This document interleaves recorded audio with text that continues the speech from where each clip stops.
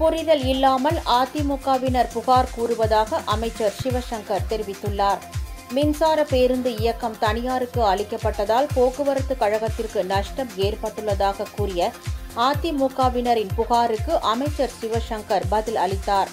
அரசியல் காரணங்களுக்காக அதிமுகவினர் தேவையற்ற புகாரை கூறி வருவதாகவும், மின்சார பேருந்தை பராமரிக்கும் பணியாளர்கள் அரசு போக்குவரத்து கழகத்தில் இல்லை என்று தெரிவித்தார்.